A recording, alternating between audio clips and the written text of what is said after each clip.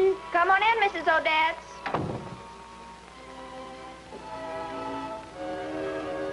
Hi, honey. Hi, Mrs. Odetts. I thought I'd just drop over and see what you were doing, but your father said you shouldn't. Mrs. Odetts, I've told you, I'm not disobeying my father anymore.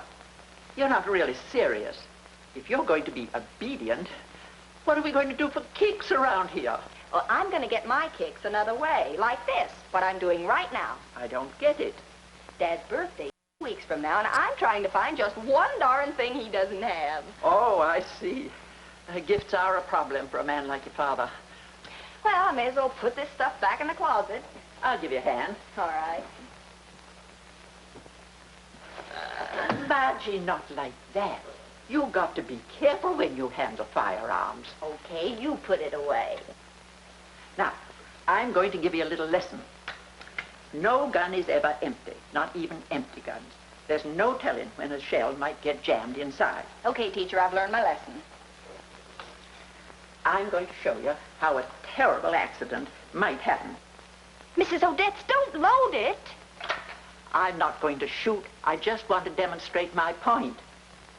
Mrs. Odetts, be careful. Now, for the lesson. The main thing to watch out for is right here. Now, this is the trigger. You've got to be careful not to.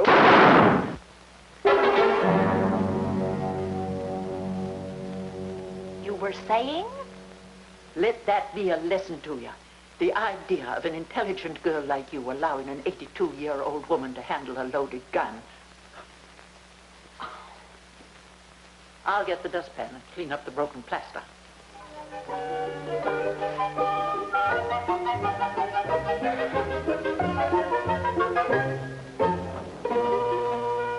And just where do you think you're going? I'm going to see Margie, and as of right now, I'm going to see her whenever I want to see her. And if you don't like it, you can lump it. Say that again. I don't know how I said it the first time. Bye, Mr. Albright.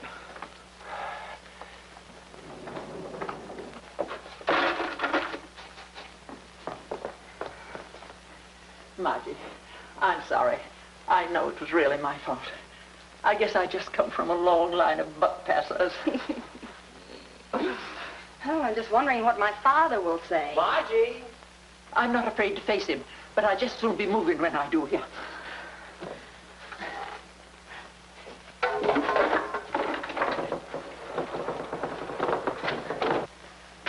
Mrs. Odetts, how are you? I have only one thing to say. I shot in self-defense.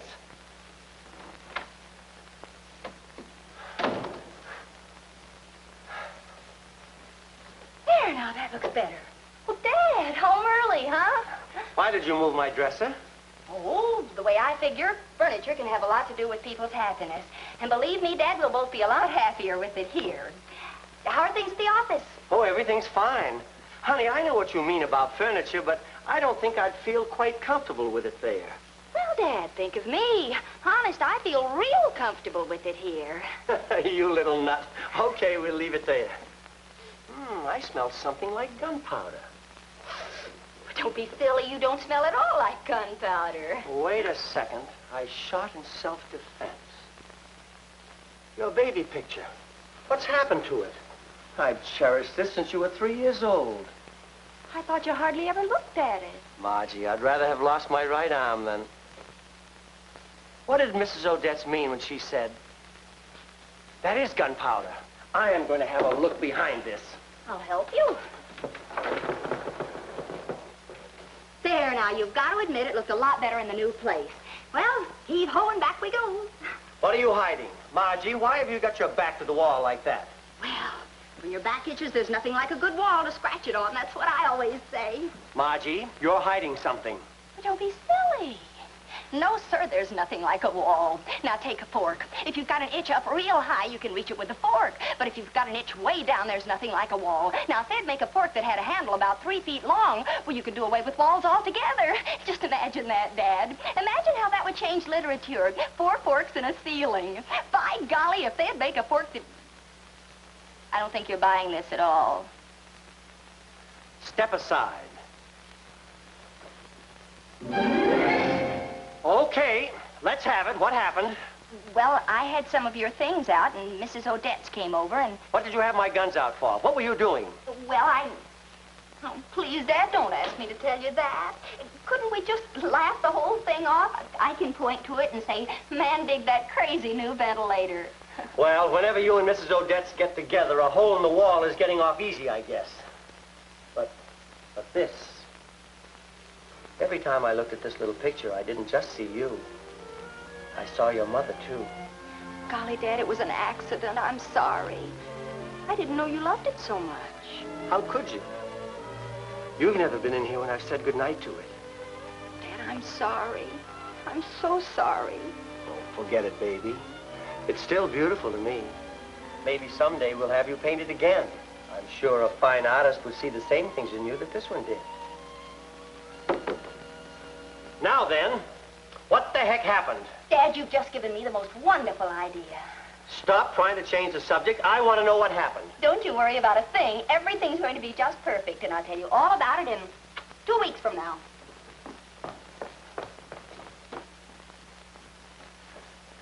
Self-defense? Mrs. Odetts? What's the matter, dear? I think I've got it. Really? I'm not surprised, though. I've heard it's going around. I'll get you an aspirin. I mean Dad's birthday present. I know just what he wants. Oh, really? What is it? An oil painting of me. Only we've got to find a really terrific artist. You know, the kind who can paint what's inside you. You mean your father wants a picture of your insides? Mrs. Odetts, be serious. This is important. Now, where am I going to find an artist? A really good one who can paint me in the next 2 weeks. There's an artist named Pierre Duval. Does wonderful portraits. He painted Richard, and it was so lifelike, you could almost hear the painting wondering when Auntie was going to kick off. Sounds good. How much does he charge? Only $1,500. $1,500? On my allowance? Any good artist will cost you that much or more. Mrs. Odetts, this is awfully important to me. Would you lend me $1,500? Margie, I'd like to, but I'm already overdrawn at the bank. I can't stand you looking like that. So, well, if it'll make you happy, I'll get it for you somewhere. Oh, Mrs. Odetts, you're wonderful. And I'll pay you back, honest, as soon as Dad's birthday's over. But remember, it's got to be a surprise. You mustn't talk about it, okay? Okay. Oh, thanks a million. Bye, dear. Bye. Now, what kind of a story can I make up to get a quick $1,500?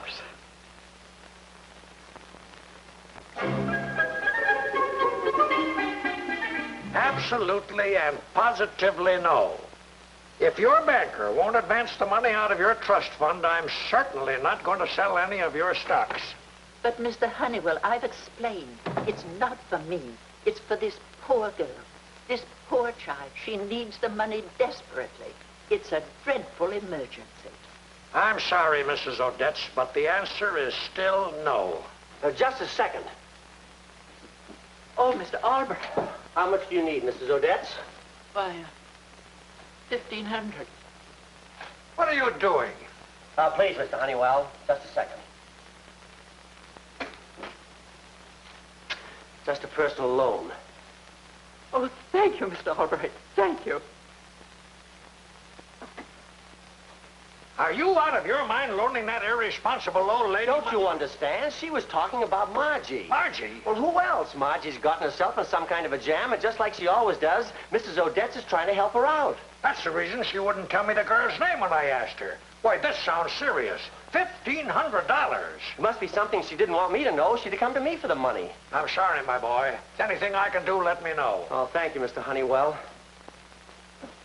I know a trick that always works when I want Margie to tell me something that she doesn't think she should tell her old pappy. I'll find out all about it tonight.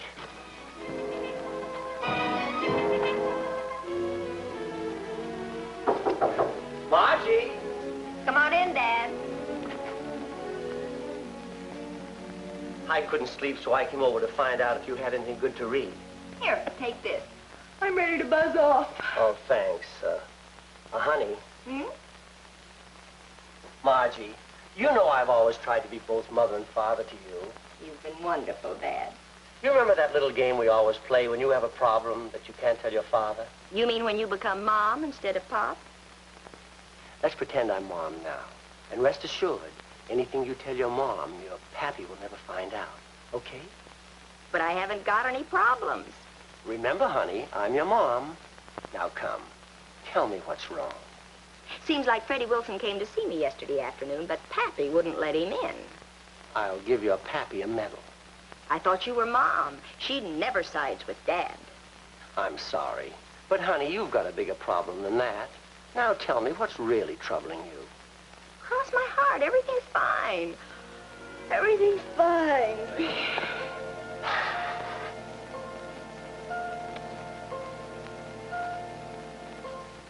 Mrs. Odetts, I appreciate your bringing your friend to me, but there are many ahead of Miss Albright. Oh, please, Mr. Duval. Mademoiselle Albright, if you doubt my word, you go and try any good artist. You will have to have an appointment weeks in advance. But her father's birthday is only 2 weeks away. Can't you see my problem? You have a problem? I also have a problem. Well, what is it? Maybe I can help you with your problem, and you can pay me back by helping me with mine. Mademoiselle Albright, if you help me with this, I will start painting you tomorrow. From an old school friend, Jacques. He arrived the day after tomorrow from Paris en route to California. What's the problem? Ever since I know Jacques, he always boasts how he is constantly pursued by beautiful women. And so, what does Big Marthe Duval do when I arrive in this country? I write a letter to Jacques telling him that although I am in my middle 50s, a young, beautiful American girl is crazy about me and throws herself at my feet.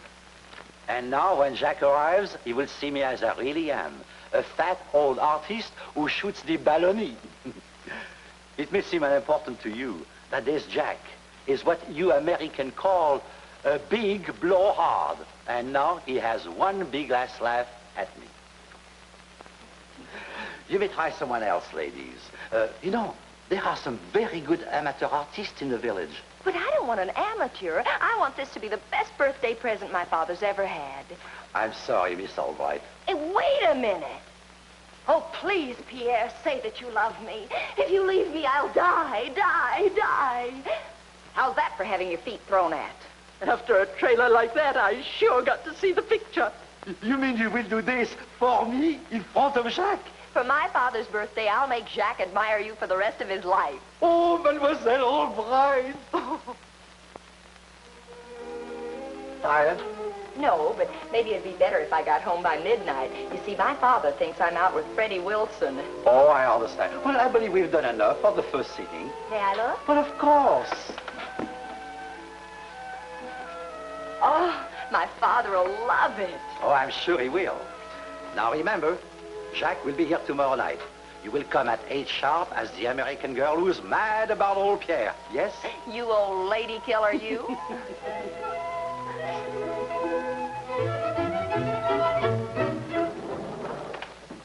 Mr. Wilson, it's none of my business, but I wouldn't go busting in on Mr. Albright this time of night. Charlie, it's taken me all evening to get my courage up. I'm not going to chicken out now.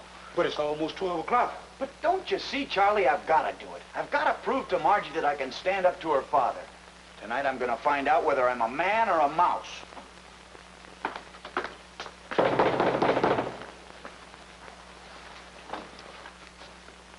I want to talk to you. Get in there.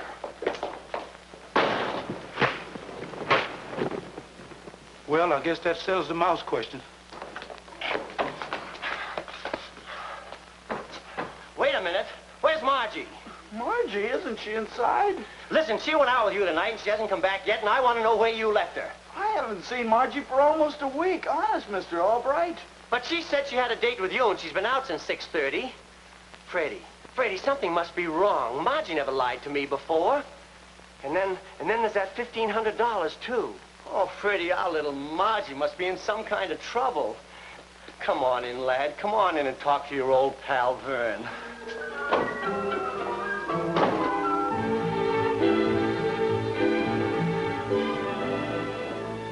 But why should she lie to me? Why? Well, call me tomorrow, Freddie, and I'll let you know if I learn anything. I'll do anything I can, Mr. Albright. No, don't call me Mr. Albright. Call me Vern, lad. Okay. Vern? Well, good night, lad. Good night, Vern.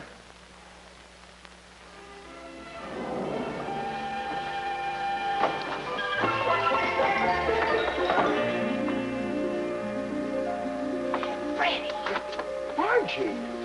didn't you get my message not to dare come here tonight? No, I haven't been home all day. Okay, but listen and listen closely. I'm doing something to make my father happy, and he can't find out about it. So you've got to help me now like you've never helped me before. Margie? Well? Oh, you waited up for me, huh? Margie, I'm going to ask you something, and I want you to tell me the truth. Where have you been? Where have I been? Well, you know where I've been. I've been out with Freddie. Baby, you've never lied to me before. Now you've got to tell me, where have you been? Dad, what are you talking about? Freddie, what are you doing? Hanging up your coat. Hi, Mr. Albright. Hope I didn't keep her out too late. Now, wait a minute. What are you two up to? Dad, what are you talking about? You know darn well what I'm talking about. Freddie, you were here not more than 5 minutes ago, and you said she hadn't been out with you. Mr. Albright, have you been drinking? Now listen, you. Dad. Margie, you better call a doctor. Something's happened to him. Dad, please sit down. You'll be all right in a little while. You mean I dreamt it all? Now, wait a minute, Freddie. You were here a little while ago. Don't you remember when I clipped you on the chin? Oh, it must be some sort of a wishful thinking phobia.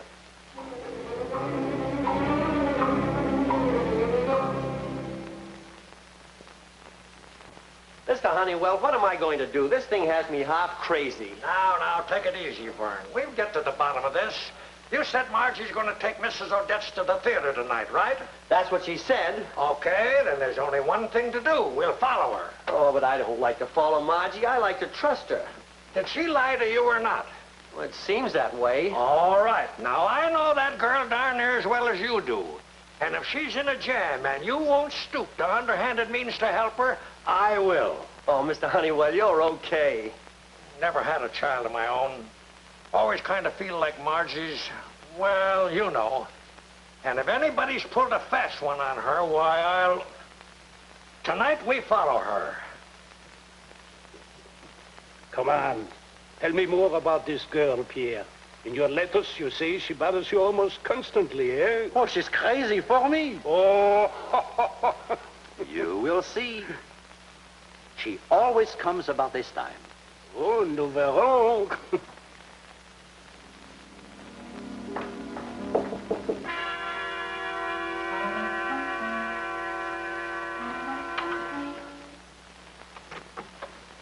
Oh, no, not you again, Margaret. Oh, Pierre, please, just let me talk to you. Oh, don't slam the door in my face again. Please, I cannot see you anymore, Margaret. So many women are crazy about me that I cannot spare you any more time. Please, go away. But, Pierre, my darling, just spare me 1 minute. I love you, Pierre, I love you. Ooh la la. Oh, please, please don't send me away. Make it snappy. I'm taking Mrs. Odetts to a show. Margaret, this is final. I cannot see you anymore. Go away, I tell you goodbye.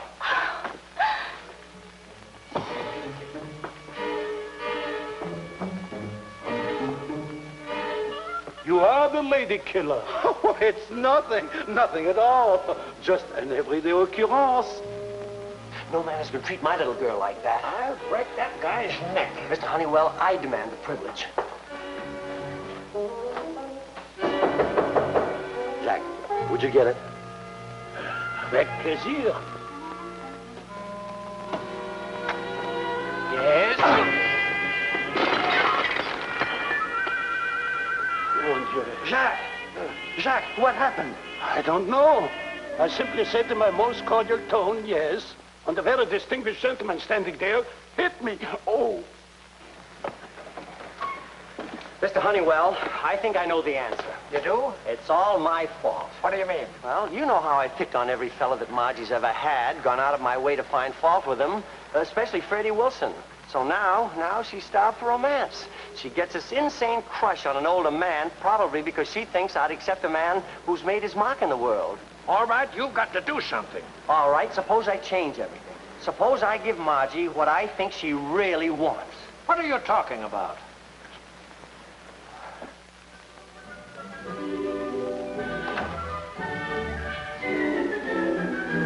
surprise. Dad! Freddie! Honey, I'm a changed man. He sure is. And have we got a surprise for you? And I mean a real surprise. Baby, I've been doing a lot of thinking, and I know how wrong I've been in keeping you and Freddie apart. And now I'm going to make it all up to you. We're gonna get married tomorrow. We are? Your dad's driving us to Maryland himself. It's all set. It is? Isn't it wonderful? And Freddie, you better run along and get some sleep. It's a long drive to Elkton, son. Okay, Dad. Oh, honey, I'm so happy for you. And I'm glad I realized the error of my ways before it was too late. But, Dad, I never said I wanted to marry Freddie. Of course you didn't. And why? Because you knew how I felt about Freddie. But now everything is going to be swell. Tomorrow we drive to Maryland and then Mrs. Freddie Wilson. And everything will be fine. Oh, good night, dear. Holy mackerel.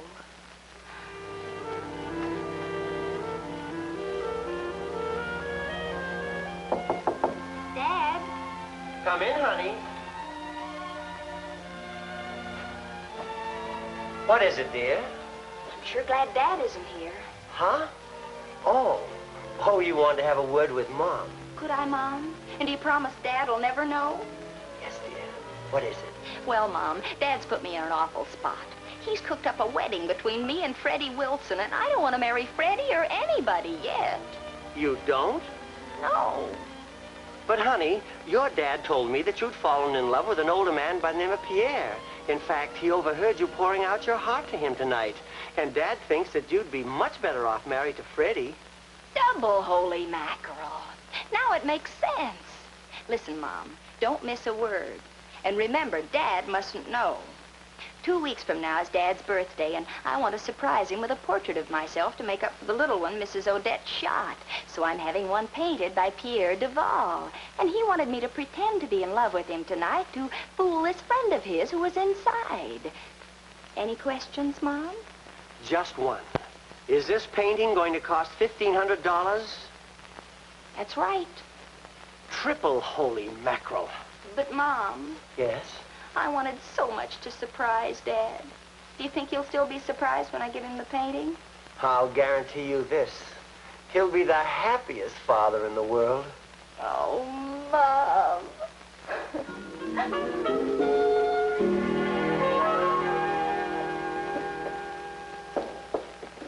Last call for breakfast. Be right with you, honey. Margie, Dad, I'm here. Freddie! I forgot all about him. Oh, Dad, I hate to hurt his feelings. What'll I tell him? I've got it. Do you remember what you two did to me the other night? Well, leave everything to me. Well, I'm all set. You almost ready, Vern? Vern? Mr. Albright to you. But Vern, I mean Mr. Albright, you asked me to call you Vern. Are you crazy or... Wilson, have you been drinking? Just coffee and orange juice. What is all this? What do you mean by coming over here before breakfast with all this luggage yet? But don't you remember, Dad? Mr. Albright, you're going to drive Margie and me to Maryland. We're going to get married. Well, you've got to remember, you arranged the whole thing when I was here last night. A mind like his, it had to snap sooner or later. Freddie, you'd better go home. You need a good, long rest. But Margie... You heard what she said. Go home! Margie, I was here last night, wasn't I? He called me lad. We were going to elope, weren't we? Go home, Freddie.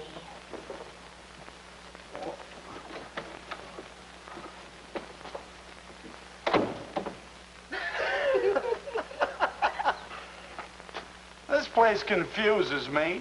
It confuses me.